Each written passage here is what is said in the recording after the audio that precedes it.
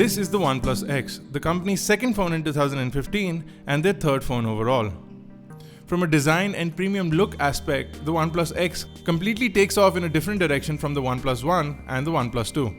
Hardware seems to be dated and there are some issues with the device. So is the OnePlus X worth your $16,999 in India or the US $249 price tag that it has? Does it make a lot of sense to buy the OnePlus X, or is last year's OnePlus One a better bet? My name is Bharat for iGyaan, and we're going to be reviewing the new OnePlus X.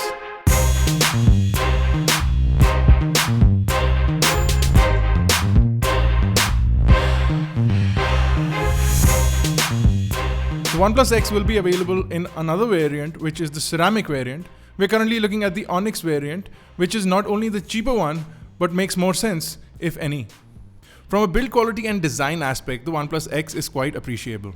Both on the front and the back of the device is Gorilla Glass 3, which is extremely solid and extremely scratch resistant. The device is so slippery that you'll often find it slipping off things that you keep it on. If your surface has even a slight angle, you'll see the OnePlus X slipping away from it. That being said, the company does include a free back cover, which is highly recommended if you don't want your device falling all over the place. Design-wise, the OnePlus X also has rounded glass on both sides, which feels excellent when you're using the device. It curves over to the metal frame of the device, which also has metal sides and pinstripes on these metal sides, which not only make it look premium, but give it additional grip when you're holding the phone. The volume rocker and the power button have an opposite texture, so they are easily identified while holding the OnePlus X. On the opposite side, a completely ribbed notification button allows you to switch from no notifications, priority notifications, or all notifications. The cutout for the micro USB port along with speaker holes are extremely precise, and the device in overall mimics the design of the iPhone 4 or the 4S. The device is extremely glossy and will attract a lot of fingerprints, so be ready to find yourself wiping this phone often if fingerprints are an issue for you. Now, as far as hardware is concerned, the device comes with a Snapdragon 801, which is the same as the Snapdragon 801 found in the OnePlus One. The OnePlus X, however, has a slightly lower 2.3 GHz clock versus the 2.5 on the OnePlus One. You get the same 3 GB of RAM and 16 GB storage with a 128 GB micro SD card expandability, where the OnePlus One had either 16 or 64 GB inbuilt options without micro SD card expandability. You get a 13 megapixel phase detect autofocus camera on the OnePlus X, which in theory is a better camera. However, we found it to be otherwise. You also only get 1080p video, whereas the OnePlus One with the same chipset, processor and camera sensor can shoot 4K video. Battery is also lower with 2525 mAh versus the 3100 found on the OnePlus One. So for ₹1,000 more, with pure hardware in perspective, the OnePlus One seems to be a better option.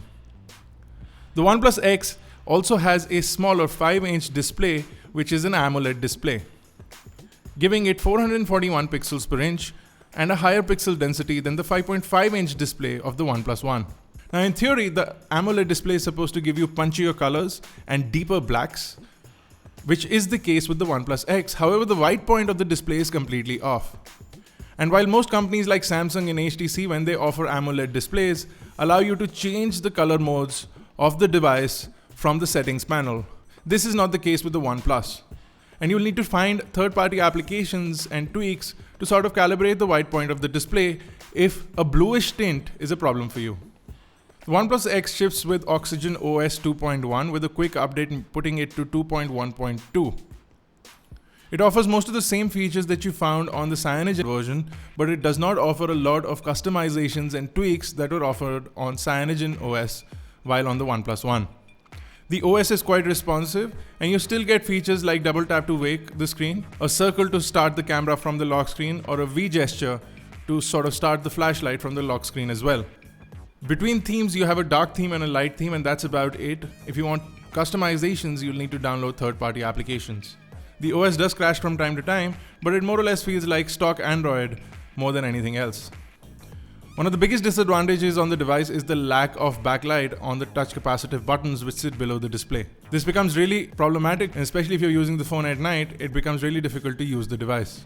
The notification toggle, which is a hardware switch, sits on the left of the OnePlus X and allows you to switch between priority notifications all notifications, or no notifications. So it's like a mute switch with an additional option. The OnePlus X also supports 128GB micro SD cards, but due to a current software glitch, the SD card does not show up in the main storage of the device. While it will prep the SD card, no matter if you insert a 2GB SD card or a 128GB SD card, it tends to not show up in the system storage, and hence you can't move applications to it. Using a third-party application allows you to store data onto the SD card. That means the SD card is in the software somewhere, but it does not show up on the device. A quick software update from OnePlus should fix this, and they should probably be already working on this. There are some software features which can be appreciated, like customization of the LED light for various sort of notifications, along with the ability to switch between a dark theme and a light theme. You also get things like button customizations and shelf, which sits on the leftmost dashboard of the home screen. These things can come in handy for those who use them and seem to be a great add-on on Oxygen OS as seen on the OnePlus 2. Now, as far as performance is concerned, the OnePlus X will perform really well in day-to-day operations.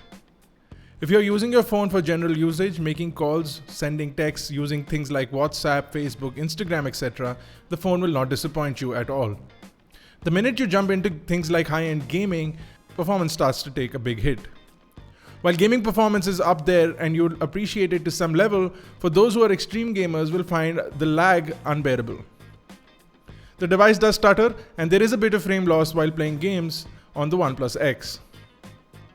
The device scores a 38,885 on AnTuTu, which can be considered a mixed score, while the OnePlus One is capable of scoring a lot more. That being said, a score of 38,000 is not all that bad. The device also tends to heat up from the rear area near the logo, making it slightly uncomfortable to hold and operate the device. Now, this will not be the case if you are putting the phone in the included cover, which is essentially rubberized and prevents the heat from hitting your hand. Due to the sealed nature and the glass back, the heat transfers from the device to the outside quite easily, and you'll also feel it quite frequently on your hand if you're running intensive applications or gaming a lot. The camera is another big letdown on the OnePlus X, where the 13-megapixel sensor, along with 3 shooting modes, the beauty mode, the clear shot mode, and the HDR mode, in theory are fantastic and in good and well-lit conditions perform really well. In low light conditions is where the camera suffers majorly.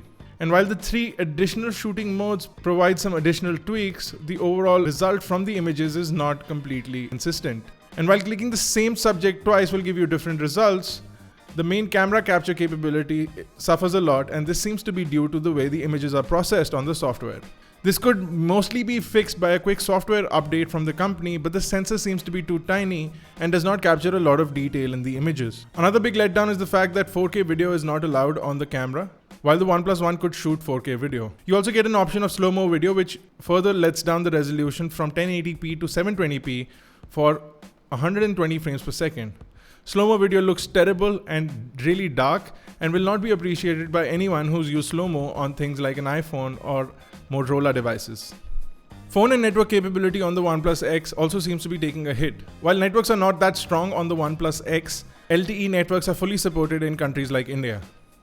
But if you travel a lot, LTE band 12 and 17 are missing from the OnePlus X, and those in the US will not appreciate this. This means that if you're in the US using AT&T's network, you will not be able to use LTE. While this does not affect anyone who lives in India, it seems that by now a device coming with restricted LTE is a bit of an issue. Network strength overall seems to be lower than comparable devices. Even the OnePlus One tends to get reception in areas where the OnePlus X suffers. While audio quality on the receiving as well as the sending end seem to be excellent when networks are great, network overall does not seem to be satisfying. The battery life on the OnePlus X is good, and you'll last through a full day without worrying about it too much. If you're an extensive user, you'll find yourself charging the device by 6 p.m. if you start your day early. That being said, you get 4 to 5 hours of talk time on the OnePlus X. The OnePlus X is a fantastic looking phone with only okay specifications on the inside. The price that it's available at, it still surpasses many of the other devices in the market, but there are certain major letdowns. The camera is not the best performer. The SD card seems to be an issue. If you're using an SD card, you can only use one SIM card, whereas the phone supports 2 SIM cards. Network seems to be a major issue on the device as well. If with some sort of magic OnePlus can fix these issues with a software update, which seems highly unlikely, the OnePlus X turns out to be a fantastic device. While the SD card issue seems to be only temporary and a software update will fix it, the camera will never be a great camera and the device will never be a great performer. The OnePlus X is a pretty looking phone and it stops just about there. If you want more bang and hardware for your buck, you might want to look elsewhere, especially towards the likes of Motorola, Xiaomi, or even the first generation OnePlus One when it comes down to this price bracket.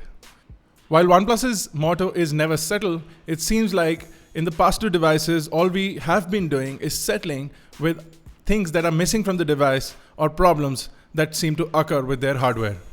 The OnePlus X also lacks NFC and quick charging capabilities, which sort of is becoming a norm nowadays.